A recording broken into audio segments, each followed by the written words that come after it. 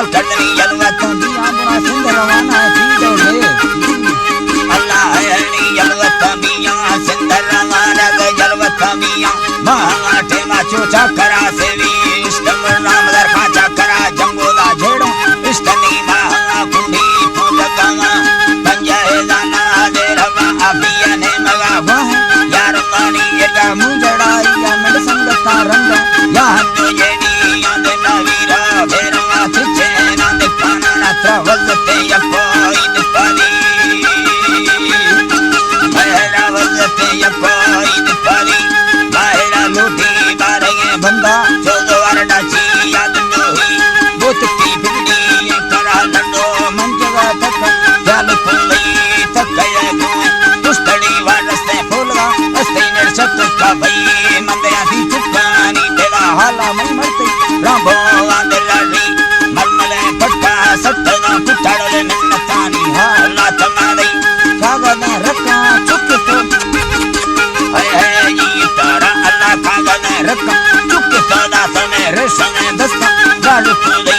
दलरो पस्कोना जोर सगी दाना ए जोकेना रंदे मटना वना जंजीर वाड़िया सांचेर में मान जाए नदी का करतो सब वदे तो बहज बचाने करतो सब वदे आ जावे नी लगे चढ़ता यार ना खाने मर्दमा बीमार दिखाना मिलो मर्दमा तुष्ण दासी तना बीमार बाजरी मल्लानी दिबोना डणे सपुड़ी यानी दासगे बांकुर मर्दमा हंडा हुस्क खाना जंगलोनी दासगे बांकुर कंसरा मल्ला गार खाना जाई नाड़ी तेरा दरे जुआ गर हच से तारी फड़कानी जीप तई जमा तई जमीरा दर तगवस्ते चुके प्रस्तागी मल्ला दुस्तगे सीरे कर दही माए कुपड़ी नोखा से निगारी दृष्टगा सालू ना लगा रुस्ती बना लिचदा चीड़ा गिफ्त जामी ननवदी यारी फिरा साया रुस्तगा तुझे जामरी अल्लाह न जता वारा न जदा गरमा चुतांडड़ा सेरा फदरोदी रुस्तो मिंडा रुस्तो आजवा गिफ्तमा दंगलो दृष्केरा हके नीरुस मिंडा रुस्तो आजवा गिफ्त चोदे नदीरा हर का अंबरोदी अल्लाह हनी हलकर अंबरोदी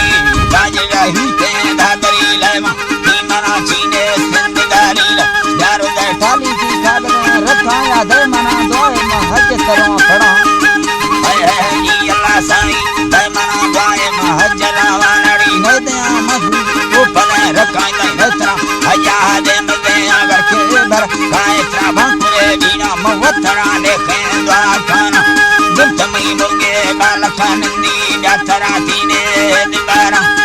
करे मुकात ची मकानाड़ी महवा ओली जाल में आमी वे चुप वैसे मारे पुत्र समझे चिरसदा का सोनी तागा हो मई बगुड़ा दत्ता गित्तगा संगानी भापुरानी नौला दिनाया न्याज मलखु तैयारी सुन मुश्किला खत्ता बसरा